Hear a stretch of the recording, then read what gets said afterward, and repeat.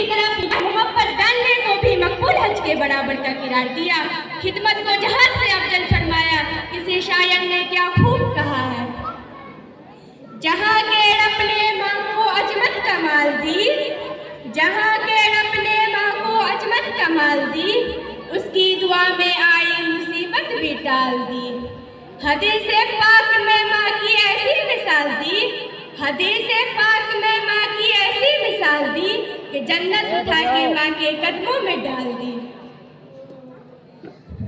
वालिदैन का मकाम और मर्तबा इतना बड़ा है तो हमें चाहिए कि हम वालिदैन की खूब खिदमत करें, उसकी हर बात पर जान फिदा कर दें। मगर जब हम अपने मुआशरा पर एक सरसरी नजर दौड़ा दें तो हमें यह कहते हुए शर्म महसूस होती है कि आज औलाद अपनी वालिदैन की नाकदरी कर रही है। वालिदैन को तकलीफ पहुंचाना उनका मशगला बन गया है। वालिदैन की खिदमत करने के बजाय खुद उनसे खिदमत लेती है, राहत पहुंचाने के बजाय अज़ियत पहुंचाती है। बुढ़ापे में उनके लिए ढाल बनने के बजाय वो बाल बनती है, उनका अदब करने के बजाय उनको गालियां बकती है। तो मैं ऐसे औलाद से कहना चाहती हूँ कि जरा अपने माथे पर तो एक नजर दौड़ाओ कि तुम्हारी माँ ने तुम्हें बेपनाह मुशक्कतों से जन्म दिया, तुम्हें 9 महीने अपने पेट में रखकर तुम्हारी परवरिश की। जब तुम पैदा हुए तो खुद कच्ची गीली जगह सोई और तुम्हें नरम गरम जगह सुलाया। अरे वो वक्त भी तो याद करोगे, तुम्हारी वालिदैन ने खुद नहीं खाया मगर तुम्हें पेट भर के खिलाया, खुद नहीं पहना मगर तुम्हें पहनाया, अपनी जरूरतों को छोड़कर तुम्हारी ख्वाहिशात को पूरी किया। मगर आज जरा सा क्या नौजवान हो गए थे तो तुम अपनी ही वालिदैन पर मसाइब के पहाड़ तोड़ रहे हो। तुम्हें अच्छी तरह याद होगा कि जब तुम छोटे थे तुम्हारी माँ ने तुम्हारी खातिर क्या क्या बर्दाश्त नहीं किया, बस तुम्हारे खातिर लोगों से झगड़ा तक भी किया। जब तुम बेपनाह काले थे तुम्हारी माँ ने कहा ये मेरा चांद का टुकड़ा है, ये मेरी आंखों का तारा है।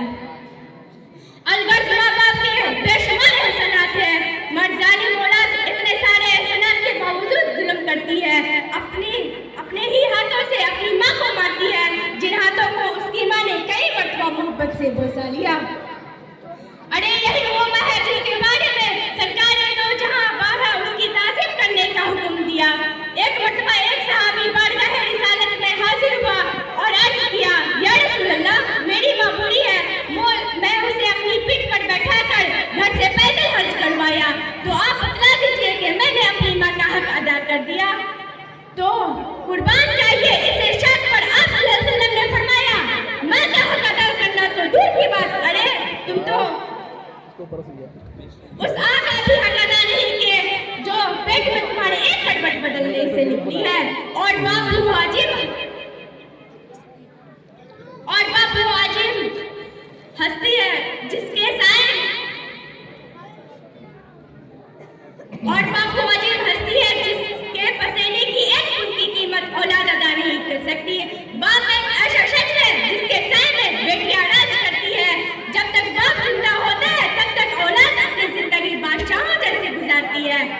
मैं अब कुछ चंद बात बताकर अपनी तकरीर खत्म करना चाहती हूँ कि जो औलाद अपनी माँ बाप की खादिम रहेगी तो उनकी औलाद फरमाबरदार खिदमत गुजार रहेगी। जिसने भी अपनी वालिदैन की नाकदरी और नाफरमानी की तो उनकी औलाद बेवफा और नाफरमान बन गई।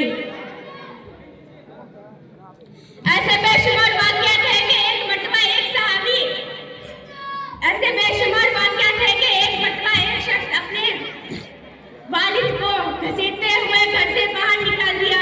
जब दहलीज के करीब आया तो उसके वालिद ने कहा, ठहर जा बेटा, इसलिए कि मैंने भी अपने वालिद को यहीं तक घसीटता था, तो हमें यह पता चला कि जैसा करना है वैसा जरूर बनना है। आइंदा के खुशहाली के लिए, जन्नत की हुसूलियाती के लिए, अल्लाह रसूल की खुशनुदी के लिए वालिदैन की खिदमत बेहद जरूरी है। और एक बात याद रख लीजिए कि जिसने वालिदैन की ज़बान से निकलने वाली दुआ फौरन अर्श पर पहुंचती है और बारगाह इलाही में जरूर कबूल होती है। और वालिदैन के दिल से निकलने वाली एक आबी अर्श इलाही को हिला देने के लिए काफी है।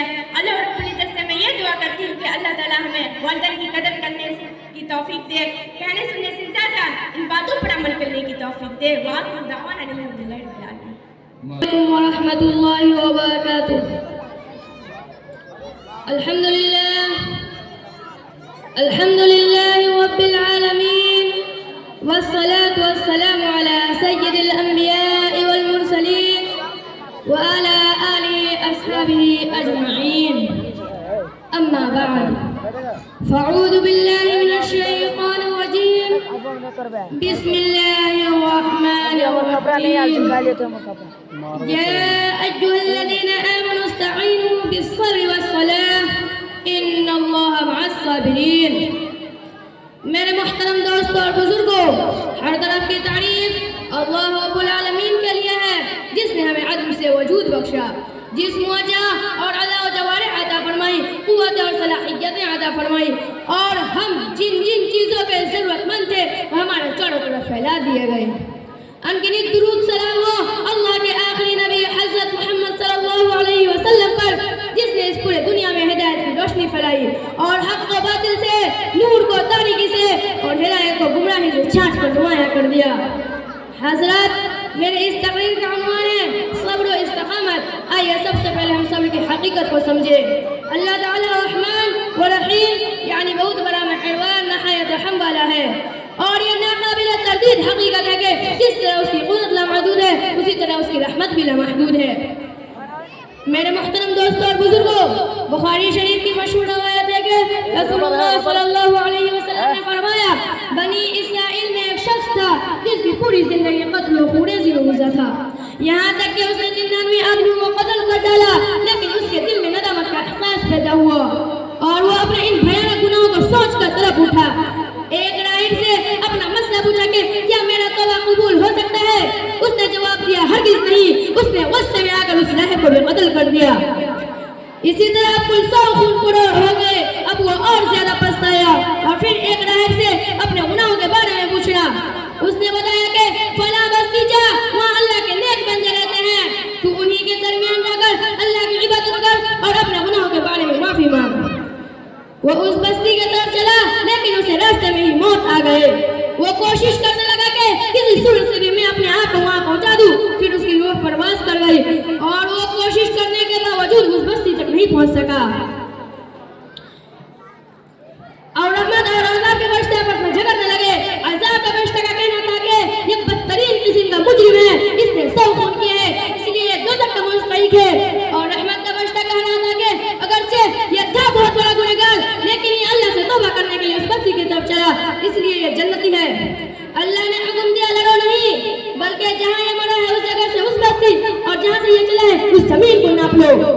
اگر اس کے مرنے کی جگہ اس بستی سے قریب ہوئی تو یہ جنتی ہے, اگر وہ جگہ قریب ہوئی جہاں یہ چلا ہے تو یہ دوزخی ہے.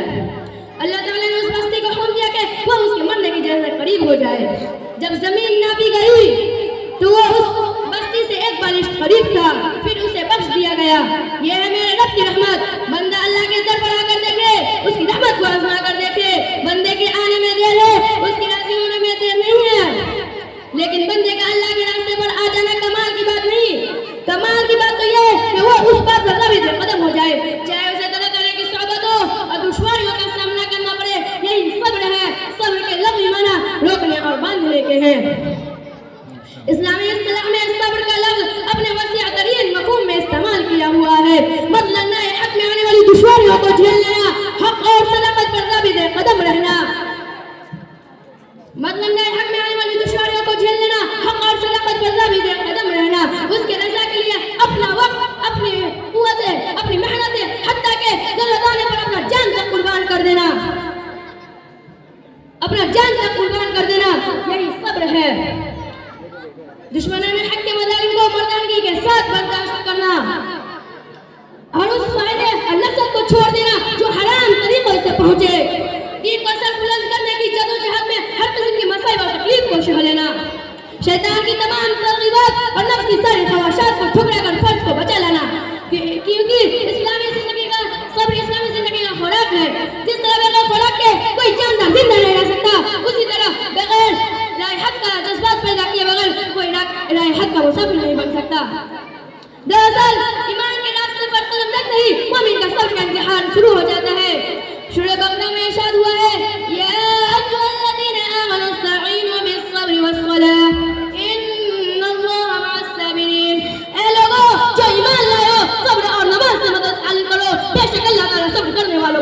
ہے.